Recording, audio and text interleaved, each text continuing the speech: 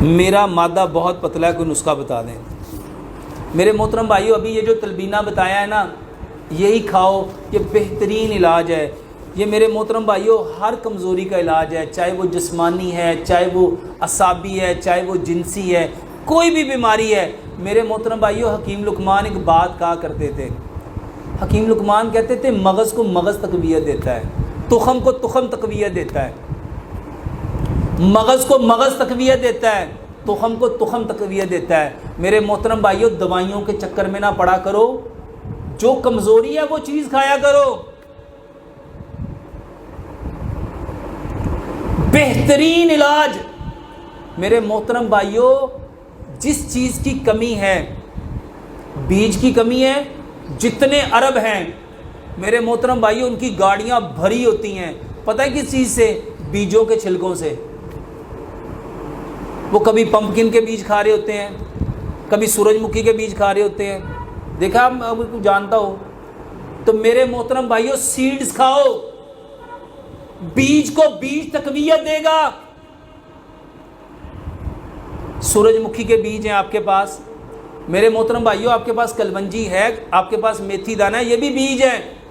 آپ کے پاس بادام ہے، کاجو ہے، پستہ ہے، اخروٹ ہے، یہ بھی بیج ہے۔ آپ کے پاس چاروں مغز، یہ چاروں مغز اکثر لوگ پوچھتے ہیں کیا ہے؟ میرے محترم بھائیو، میلن کے سیڈ، واٹر، یہ خربوزے کے بیج، تربوز کے بیج، کھیرے کے بیج، کدو کے بیج۔ اور میرے محترم بھائیو، کدو کے بیج کے اوپر تو اتنی ریسرچ ہو چکی ہے، پیارے پیغمبر جناب محمد صلی اللہ علیہ وآلہ وسلم کی پسندیدہ سبزی کون سی تھی؟ اور میرے محترم بھائیو، پمپکن کے سیڈ آج جا کے سعودیہ میں دیکھو لوگ کتنا کھاتے ہیں۔ ہمارے ہاں ان چیزوں کا رواج، ہمارے ہاں کشتوں کا رواج ہے، کشتے کھلاؤ، ڈاکٹر صاحب دوائی بتاؤ، دوائی۔ میرے محترم بھائیو، یہ دین ہے، دین۔ اللہ تعالیٰ کو کمزور مومن کی نسبت کون سا مومن پسند ہے؟ طاقتور مومن پسند ہے۔ اور میرے محترم بھائیو، طاقت نہ کشتے کھا کے۔ اچھا، صحابہ نے کبھی یہ کشتے کھائے تھے؟ اسلام میں تو 4 بیویوں کی اجازت ہے، یہاں ایک نہیں پوری ہو رہی، 4 کیسے کریں گے؟ وجہ کیا ہے؟ صرف ایک وجہ ہے، دین چھوڑا ہے۔ اور آپ کو ایک مزے کی بات بتاتا ہوں، میری ایک ویڈیو بڑی وائرل ہوئی، یہ ٹانگیں کھول کے نماز پڑھنا، لیٹسٹ سائنس بتانے لگا ہوں۔ میرے محترم بھائیو، یہ جو آپ کے ٹیسٹیز ہیں نا، آپ کے پاؤں کتنے کھلے ہونے چاہیے۔ میں نے جو کتاب لکھی نا، نماز اینڈ ماڈرن میڈیکل سائنس، میں نے ایک ایک چیز ایویڈنس کے ساتھ لکھی ہے، یہ کوئی کہانی نہیں ہے کہ میں کوئی گپ سنا رہا ہوں آپ کو۔ میرے محترم بھائیو، پیارے پیغمبر جناب محمد صلی اللہ علیہ وآلہ وسلم کو نماز کس نے سکھائی؟ کس نے سکھائی؟ جبریل امین نے سکھائی۔ اور جبریل امین کو کس نے سکھائی؟ اور یہ گفٹ ہے، یہ تحفہ ہے، اس کے اندر اتنے فائدے ہیں، اتنے فائدے ہیں، بدقسمتی یہ ہم نے کبھی وہ فائدے جاننے کی کوشش نہیں کی۔ میرے محترم بھائیو، یہ جو پاؤں کھول کے نماز پڑھنا ہے نا، کبھی اپنی اسپائنل کارڈ کو دیکھیے گا، یہ جو تخم ہوتے ہیں نا، یہ جو سپرم، یہ جو قرآن کی آیت ہے بین الصلب والترائب، یہ بچے اللہ تعالیٰ نے ہمیں کہاں سے پیدا کیا؟ ہم کہاں سے نکل کے آئے؟ قرآن ہے بین الصلب والترائب۔ اللہ تعالیٰ نے ہمیں کمر اور یہ جو ہمارا پیٹ، اس کے اس مورے سے، یہ جو ورٹیبریٹ ہے اسپائنل کارڈ، جب ہم نماز میں کھڑے ہوتے ہیں نا، تو ہمارا رب ہماری اسپائنل کارڈ کی الائنمنٹ ٹھیک کرنا چاہتا ہے، ہماری پشت مضبوط کرنا چاہتا ہے، ہماری کمر کو قوی کرنا چاہتا ہے۔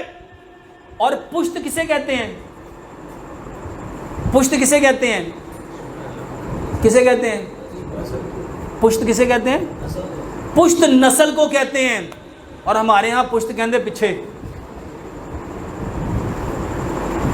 اور بھائیوں، پشت در پشت، کبھی کسی نے کہا ہے کہ پیچھے در پیچھے، کہ پشت در پشت کیا ہوتا ہے؟ نسل در نسل۔ اللہ ہماری، اور یہ جو قیام ہے نا، اللہ کی قسم، اللہ ہمیں قیامت تک کے لیے قائم کرنا چاہتا ہے، اسی لیے حکم دیا کہ اپنا قیام لمبا کرو، اپنے رکوع لمبے کرو، اپنا سجدہ لمبا کرو۔ اور نبی صلی اللہ علیہ وآلہ وسلم کے نوافل جتنے ہوتے تھے، کیا یہ تینوں چیزیں برابر نہیں ہوتی تھیں؟ میرے محترم بھائیوں، یہ صرف ہماری طاقت کو بڑھانے کے لیے ہے۔ کبھی آپ لوگ واللہ لمبا قیام کر کے دیکھو، لمبا رکوع کر کے دیکھو، لمبا، اور یہ پاؤں جو ہے نا میرے محترم بھائیوں، آپ کی تھائز ٹیسٹیز کے ساتھ ٹچ نہیں ہونی چاہیے۔ یہ دیکھو ایک بات، ہم لوگ یہ جو کھڑے ہوتے ہیں نا نماز میں، یہ نماز میں جو کھڑے ہونا تھا، یہ ایسے کھڑے ہونا ہے کہ یہ تھائی آپ کی ٹیسٹیز کے ساتھ ٹچ۔ آپ ذرا کھڑے ہوئیے گا، آپ پاؤں کھولیے گا اپنے، یہ دیکھیں ایک بھائی اور کھڑا ہوئیے گا، ادھر آئیے گا، یہ تھوڑی سی پیچھے کرو یار بھائی صاحب، آپ آئیے گا پورے ہاتھ میں، یہ پکڑیے گا ذرا، یہ دیکھو میرے بھائیوں، اگر میں اس کو اپنے سینے سے زیادہ کھولوں گا نا تو یہ کبھی بھی مل سکتا، یہ مل سکتا، مجھے اس کو جب تک میں اپنے سینے کے مطابق نہیں کھولوں گا، اور یہ بھائی اپنے سینے کے مطابق نہیں کھولے گا، یہ کبھی کندھے سے کندھا مل سکتا۔ اب ان کو دیکھو، اب ہم میں فرق ہے، کیا کریں گے، یہ اپنا پاؤں تھوڑا سا اگر میں اپنے جسم کے مطابق اس کو کھولوں گا، اور یہ اپنے جسم کے مطابق کھولیں گے، اپنے جسم کے مطابق کھولیں، جب یہ جسم کے مطابق کھولیں گے، ہمارے ہاتھ جب یہاں پہ ہوں گے، اپنے ہاتھ باندھیے گا، تو یہ ہماری تینوں چیزیں آپس میں، ابھی بھی یہ گیپ ہے میرے محترم بھائیوں، اس کو آپ کی تھائی کے ساتھ ٹچ، یقین جانیں آپ اپنے پاؤں کا یہ جو کھولنا ہے، یہ جو فاصلہ ہے میرے محترم بھائیوں، اپنے سینے کے مطابق کرو، ناپ کے کرو، یقین جانو اگر آپ کی یہ پشت، یہ والا حصہ، اور جتنے لوگوں کو پیچھے درد ہوتی کہاں ہوتی ہے، اسی سے میں ہوتی ہے، اسی سے میں ہوتی ہے، اور جتنے لوگوں کو یہاں درد ہوتی ہے اس کی سب سے بڑی وجہ یہ ہوتی ہے، آپ گھر جا کے پریکٹس کیجئے گا، اپنے پیر کم کھولو، کم کھولو، اور یہ تھائی ٹچ ہو رہی ہو، اور آپ ایسے رکوع کرو، یقین جانو آپ کے یہاں پہ درد شروع ہو جائے گی۔ آپ اپنے پاؤں زیادہ کھولو اپنے سینے کے مطابق، اور پھر رکوع کرو، واللہ آپ کا رکوع بھی پرفیکٹ ہوگا، اور آپ کی کمر میں درد نہیں ہوگی، سکون ملے گا۔